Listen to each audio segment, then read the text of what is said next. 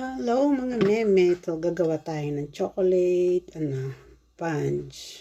Ayan, meron tayo dito ng tray, transparent glass, and then sprayan natin ito para hindi siya didikit.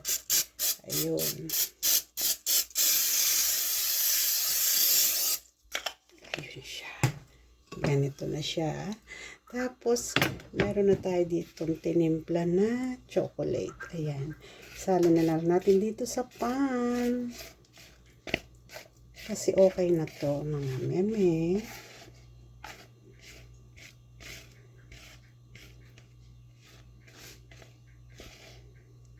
Ayun.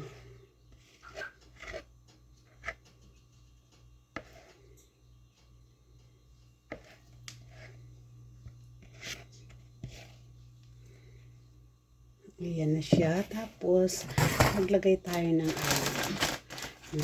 maglagay tayo sa ibabaw ng dry na cranberries. Ayan.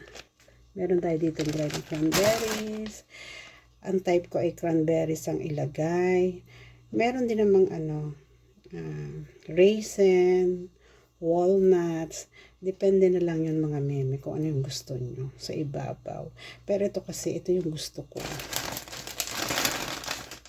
Yun, may nakakagat-kagat na medyo maasim. So ito, ayun. Ito na yun mga meme yung itsura. So, nagpainit na tayo sa oven ng 350 Fahrenheit. Tapos, hintay natin to maluto ng hanggang 45 minutes to 50. Ayan, wait na natin. So, ito, mainit na napainit na natin yung oven. Ipasok na natin siya mga meme. Wait na natin siya. Ayun.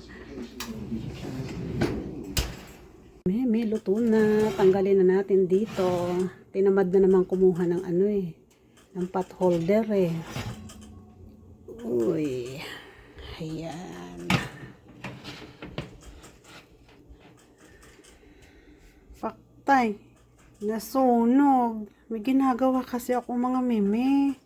Nagsampay ako sa labas. I-off na natin tong oven. Ayun. Off na natin to.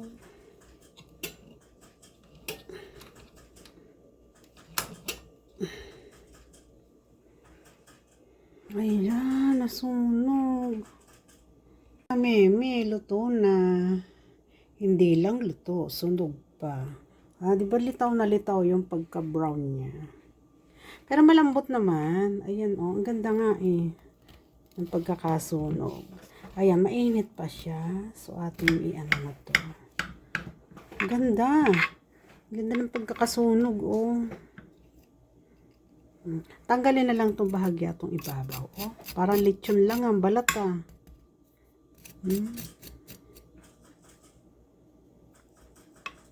Okay naman ang lasa, syempre. Hindi yan dumikit meme kasi may oil tayong nilagay. Tapos ito yan, yan, naglagay ako ng walnut.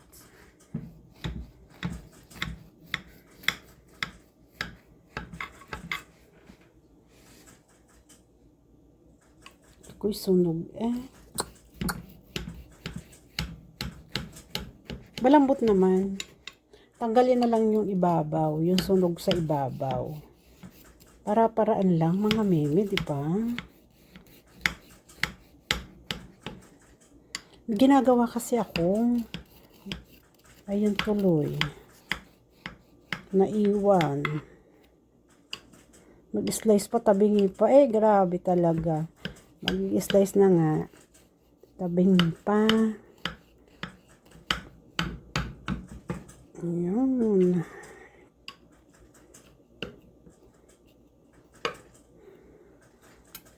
Sal ang sukat na rin eh. Mainit pa mga meme. Maya natin kunin. Kaganda. Pagkakasunog, nakakahiya.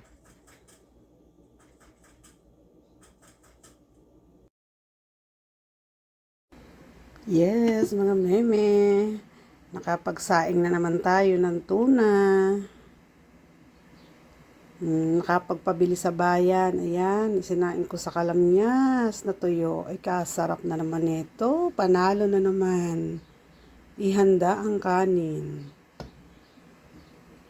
Adobo Republic. Ayan, nilagyan natin ng bay leaves. Malambot na to, oh. Tuyo na siya. Puro laman kasi. Walang mga buto-buto. So, okay na to. Off na natin yung kalan.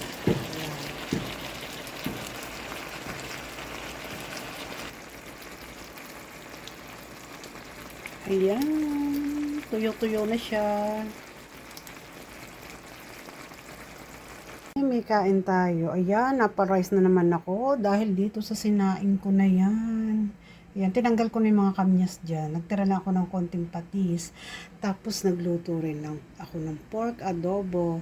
Siyempre, mas bet ko itong ulam natin na isdang sinaing sa kamyas na tuyo.